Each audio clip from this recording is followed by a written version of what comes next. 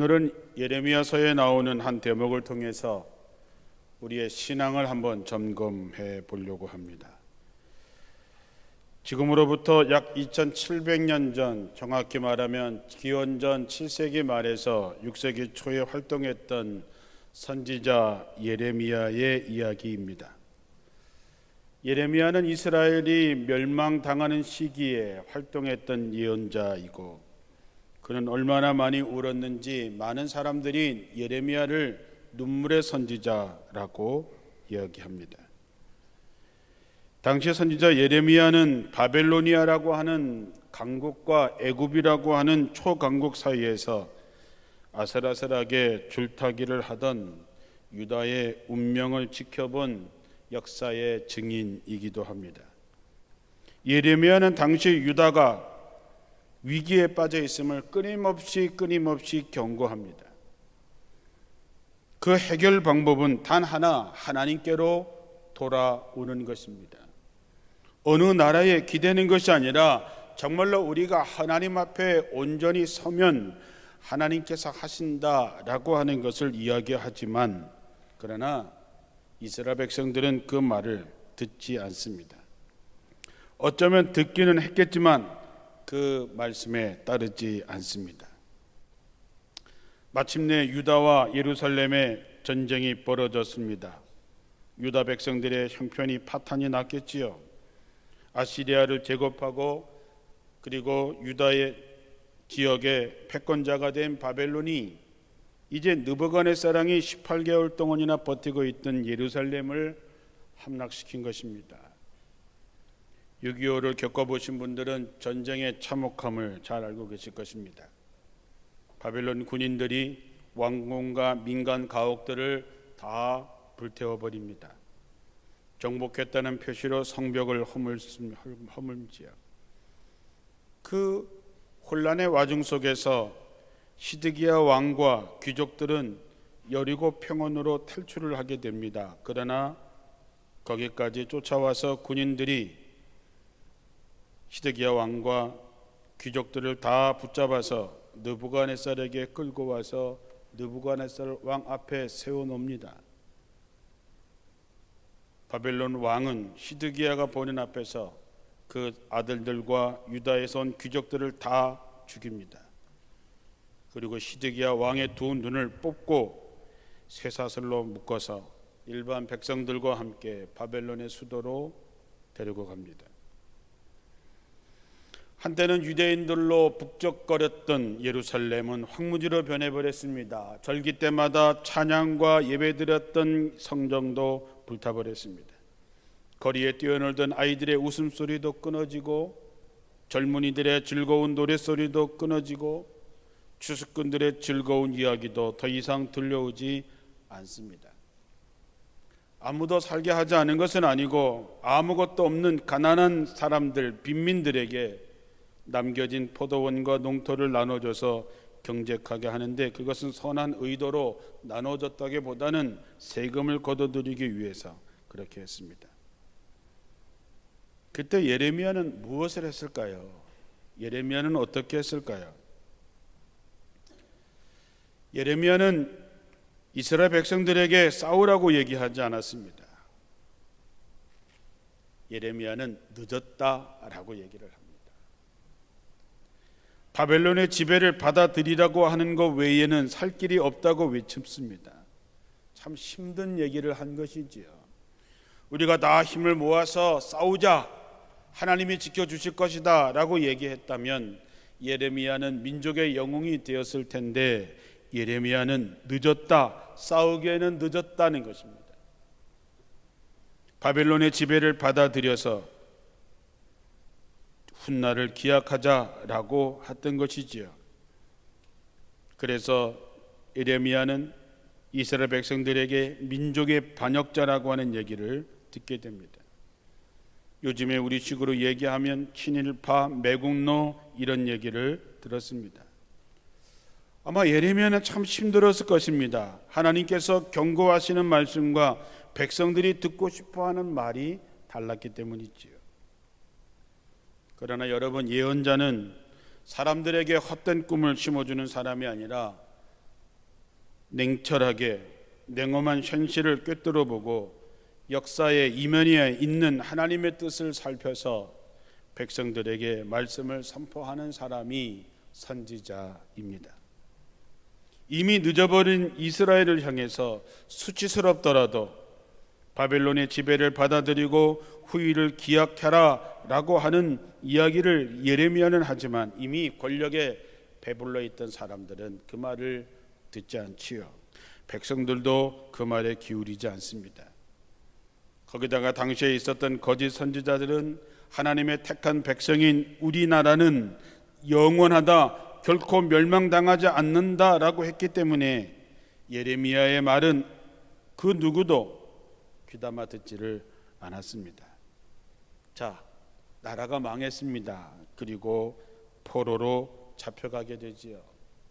예레미야도 붙잡혀서 쇠사슬에 묶인 채로 이제 바벨론으로 끌려가게 되는데 어찌된 영문인지 느부갓네살 왕의 근위대장인 느부사라단이라고 하는 사람이 예레미야를 부릅니다. 그리고 얘기하지요. 이 일은, 이 사건은 너희 하나님께서 말씀하신 것이 이루어진 것이다. 그리고 예레미야의 사슬을 풀어주고 그렇게 얘기하지요. 우리와 함께 바벨론으로 가든지 아니면 여기 남겨진 사람에게 남든지 그것은 내가 택하라. 그리고 예레미야를 불러줍니다. 그리고 그달리아라고 하는 사람을 예루살렘을 지키는 총독으로 임명을 하고 떠나게 됐죠. 총독이 된 그달리아는 낙심한 사람들을 격려합니다. 이제 먹고 살 대책을 마련하고 파괴된 집을 수리하고 가급적이면 먹을 것을 많이 모아두라고 백성들에게 이야기합니다. 왜? 모진 게 인생이기 때문에 먹는 것이 중요하기 때문에 아주 어렵고 황폐해진 곳에서 먹을 것을 최대한 구하라고 얘기하지요.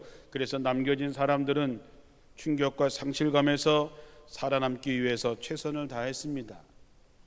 이제 저들이 떠나가고 그달리아가 총독으로 예루살렘을 다스린다고 하는 소문이 퍼지자 피난 갔던 사람들이 몰려들기 시작을 하지요. 그들 가운데는 군인들도 있었습니다. 군대 장관 중에 요하난이라고 하는 사람도 있었지요. 근데 이 요하난이라고 하는 사람이 그달리아라고 하는 총독에게 와서 이렇게 얘기를 합니다.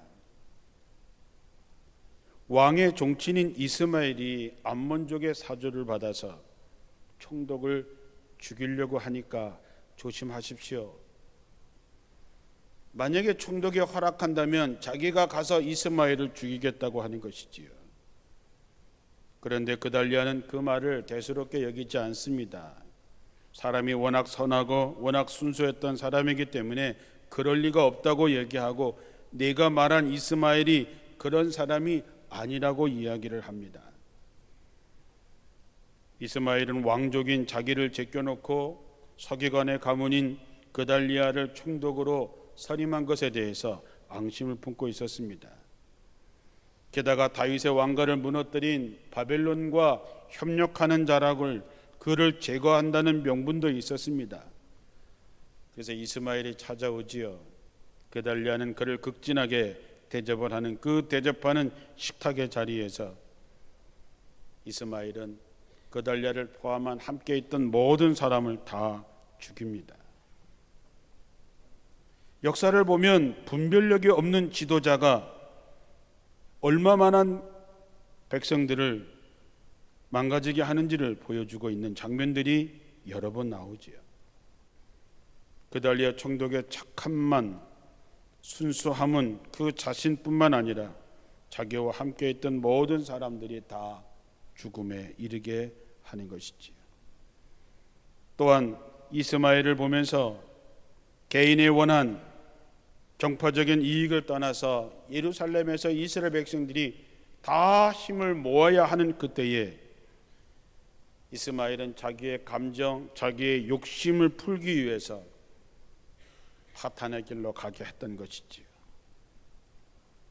그때 그달리아 총독이 죽고 나니까 군대 장관 요하난이 갑자기 곤란에 빠졌습니다.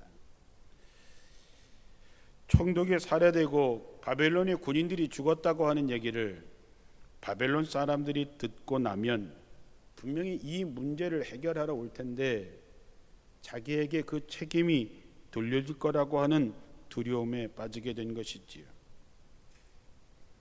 그래서 자기와 자기 함께하는 사람들이 이제 바벨론의 반대쪽에 있는 애굽으로 망명을 하게 되면 그들이 자기를 걷어줄 거라고 생각했던 것이죠. 그러나 그것은 바램이지 확실하게 되어진 것이 아닙니다.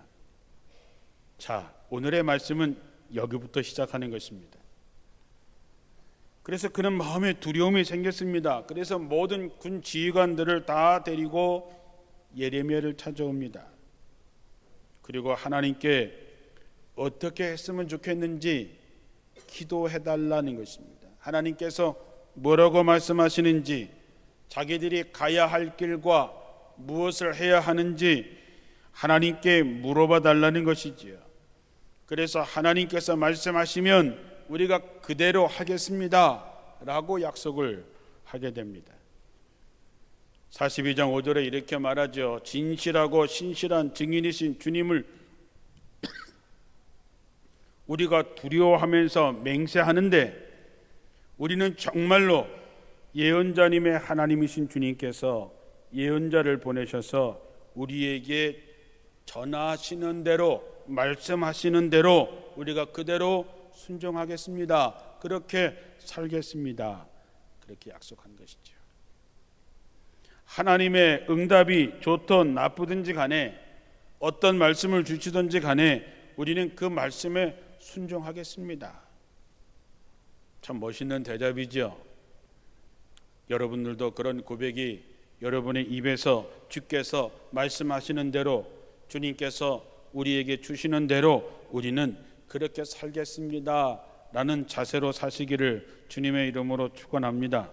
그러나 그것이 얼마나 허망한 것인지 우리는 잘 알고 있습니다. 사람이 얼마나 허약하고 얼마나 변덕스러운지 우리 자신도 잘 모르지요. 주님이 지시하는 바, 주님이 말씀하시는 바가 우리의 판단과 우리의 생각이 다를 때에도 여전히 우리가 주님을 신뢰하며 그분의 뜻을 따라갈 수 있을까? 여러분들이 저에게 기도해 달라고 말씀하시지요. 말씀이 선포가 되면 그것이 자기가 원하는 자기의 생각과 자기가 판단해서 자기가 원하는 쪽이 오면은 아멘 하지만 자기가 원하는 방향이 아니고 반대의 결과의 말씀이 선포됐을 때 과연 여러분은 따르겠는가 하는 것이지요. 구체적인 상황은 주어질 때까지 아무도 알 수 없습니다. 다만 우리는 주께서 말씀하시면 우리가 그렇게 하겠습니다 라고 하는 마음의 각오는 갖고 계셔야 되겠지요. 예레미야는 하나님의 뜻을 구하기 위해서 엎드리고 또 엎드려서 기도했습니다. 하나님께서 즉각적으로 응답하시던 그 하나님이 하루가 지났는데도 응답하지 않으십니다. 이틀이 지났는데도 응답하지 않습니다. 예레미야를 기다리는 사람들은 마음이 급하지요. 하루가 정말로 천년같이 그렇게 기다리는데도 불구하고 하나님께서는 답을 하지 않습니다. 사람의 급한 마음과는 아랑곳 없이 하나님은 대답하지 않습니다. 그래서 3일이 지나고 4일이 지나고 열흘이 되었을 때에 마침내 하나님께서 예레미야에게 말씀을 주셨습니다. 하나님의 말씀은 이것입니다. 너희가 이 땅에 그대로 머물러 살아라. 애굽에 가지 말아라. 이곳에 그냥 살면 내가 너희를 허물지 않고 다시 세워주겠다. 내가 너희를 뽑아내지 않고 다시 심겠다. 내가 너희에게 재앙을 내렸지만 이제 내 뜻을 돌이키겠다. 너희가 지금 두려워하고 있는 바벨론 왕을 두려워하지 말아라. 내가 너희와 함께 있으면서 너희를 구원해주고 그의 손에서 너희를 건져내려고 하니 너희는 바벨론 왕을 두려워하지 말라. 나 주의 말이다. 이게 예레미야에게 10일 만에 내린 하나님의 메시지였습니다. 저들은 다 죽을까봐 두려워서 이제 애굽으로 도망가려고 하고 있는 사람들에게 하나님께서 말씀하신 것입니다. 가지마. 여기 그냥 있어. 내가 재앙을 거둬들이고 너희를 다시 세워주겠다. 내가 너희를 구원해 주겠다. 내가 너희와 함께 하겠다. 바벨론 왕을 두려워하지 말아라. 내가 너를 지켜주겠다 라고 하는 것이지요. 이스라엘 백성들이 원하는 답이 아니었습니다. 이스라엘 백성들이 원하는 답은 뭡니까? 애굽으로 도망가는 것입니다. 거기는 풍족함이 있습니다. 양식도 있습니다. 누가 감히 애굽을 쳐들어오겠는가? 거기에는 평안함과 안전이 보장되어 있는 것 같아서 가려고 하고, 그래서 기도하고 말씀을 달라고 했는데 하나님의 답은 가지 말라는 것입니다. 그냥 남아 있으라고 하는 것입니다. 그러면 하나님께서 너희를 구원해 주겠다는 것이지요. 함께 해 주겠다고 하는 것이지요. 그러나 두려움과 염려가 말씀의 신뢰를 깨버립니다. 자기네가 듣고 싶어 했던 말이 아니지요. 그래서 그거를 거짓말이라고 얘기합니다. 예레미야가 열흘 만에 가져온 하나님의 말씀을 그들은 거짓말이다. 더 나가서 너는 선지자가 아니야 라고까지 얘기를 하지. 그래서 저들은 예레미야를 공격하지요. 야, 거짓말이야. 네가 한 말은 거짓말이야. 심지어 예레미야가 선지자냐 그것까지 의심하는 말을 막 하고, 바룩이라고 하는 예레미야의 비서씨가 충고해서 그런 말을 했을 거야. 하나님께서 그렇게 말씀하실 리가 없어. 그렇게 얘기를 하지요. 그때 예레미야가 21절 22절에 이렇게 얘기합니다. 내가 그 모든 것을 여러분에게 말했습니다. 여러분은 여러분의 하나님의 말씀, 여호와의 말씀, 곧 그가 나를 여러분에게 보내어 하게 한 모든 말씀에 순종하겠다고 약속했지만 여러분은 그 말씀에 순종하지 않았습니다. 그러므로 이제 여러분이 분명하게 알아야 될 사실은, 여러분이 가서 살고자 하는 그 애굽에서 여러분이 피했던 전쟁을 만날 것이고, 굶주림을 만날 것이고, 연병이 걸릴 것입니다 라고 선언하죠. 하나님의 말씀에 순종하겠다고 약속했지만 순종하지 않고 하나님의 생각대로가 아니라 자신의 판단대로, 세상의 기준대로 애굽에 가서 살려고 전쟁과 기근과 질병을 피하러 가는 그들에게 너희가 애굽에서 그 상황을 만날 것이다 라고 얘기하는 것이죠. 그래서 결과가 어떻게 됐습니까? 그것을 피해서 간 그곳에서 재앙을 만나는 것이죠. 사랑하는 성도 여러분, 하나님 앞에 하나님은 우리가 하는 생각을 내려놓으라 말씀합니다. 네가 갖고 있는 가장 소중한 것을 내려놓으라, 포기하라 얘기합니다. 우리의 생각과 하나님의 뜻이 다를 때에 내 생각을 포기해라, 내 생각을 내려놓으라 얘기하시지요. 그러면 산다라고 말씀합니다. 하나님께서 아브라함에게 이삭을 바치라, 영생을 구하던 부자 젊은이에게 네 가진 것을 다 팔아서 가난한 자에게 주고 나를 따르라 얘기했습니다. 순종한 아브라함은 살고 재산을 포기하지 못한 부자 청년은 멸망한 길로 간 것이지요. 하나님께서 우리에게 말씀하실 때는 가장 좋은 것을 주시려고 하시는 것입니다. 세상의 악한 아비도 자기 자식에게 좋은 것으로 줄 줄 알거든. 하물며 하늘에 계신 너희 아버지께서 좋은 것으로 주시지 않겠느냐, 그 믿음을 가지십시오.